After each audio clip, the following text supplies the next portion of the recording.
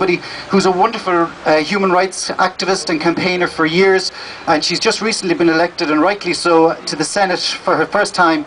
I want to give a big round of applause for Ivana Bacik. Thanks very much, Fabian, and thanks to Fabian and Annie and to Labour LGBT for organising this event. The strength of feeling on this issue is very clear from the numbers of you who've turned out tonight on a cold winter's night to show your disapproval and your disappointment, and I think your disgust at the government's U-turn last week in failing to support the Labour bill on civil unions.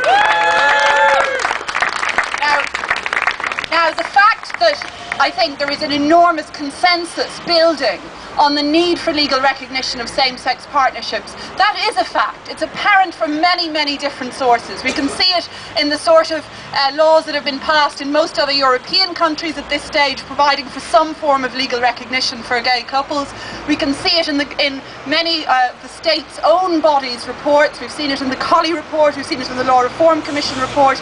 We've seen it even in this programme for government agreed this year between the government parties, that they accept the need for legal recognition for same-sex unions.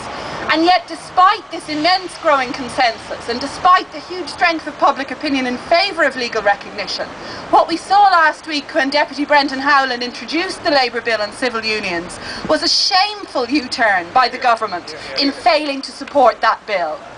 Instead of supporting it, we saw a mealy-mouthed amendment to the Labour motion, an amendment which instead called merely for heads of a bill to be drafted and to be ready for the end of March next year. Now, it's simply unforgivable that the government are looking for this amount of time just to draft heads of a bill. And for those of you who are not familiar, that literally means just the principles for legislation. We've had numerous reports, as I've already said, which have outlined the need for legislation. It would be perfectly possible for the government to actually produce legislation, at least by March of next year. Instead, they've only given this very, very minimal deadline for heads of a bill and no commitment whatsoever to when they will actually introduce legislation, which is the real issue for everybody here. So I think it was a shameful U-turn.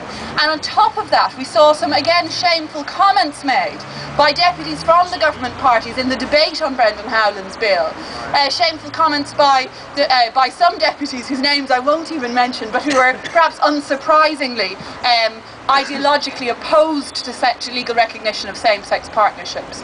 But perhaps even more disappointingly, we heard remarks from Deputy Brian Lenihan, the Minister for Justice, along the lines that he sees legal recognition for gay couples as some sort of attack on the constitutional family. Now, I think in this day and age that's an unforgivable comment, and I think particularly shameful were the attitudes of the Green deputies in government. The Green Party had been a very strong supporter not just of civil partnership but indeed of marriage, of the Zappone-Gilligan case, and of real equality, that is marriage for gay couples, that marriage should be recognised for gay couples. And yet now in government they were opposing the Labour bill and supporting the government amendment, looking just for this heads of a bill.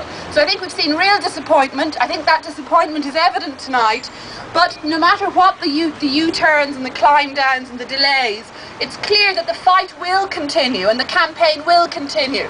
And I'd like to just say, personally, I've been involved in this campaign for many years. I drafted with Senator David Norris a civil partnership bill, which he introduced in the Seanad last year. That bill is still alive and kicking and is on the Senate order paper. Now that I'm in the Senate, I'm going to be working with David Norris, and we hope to introduce the bill again next year just to keep the pressure on the government. So there is still civil partnership, some civil partnership legislation that may still be debated again in the Senate. In addition to that, I know that all of you will keep this issue alive and will continue to keep the pressure on your elected representatives of all parties to make sure that there is movement on this area. The impetus for change is with us, the consensus is with us, and I believe that we will achieve real change in the very near future, but we must keep the pressure on. So thank you all very much for turning out tonight, and I look forward to your continued support.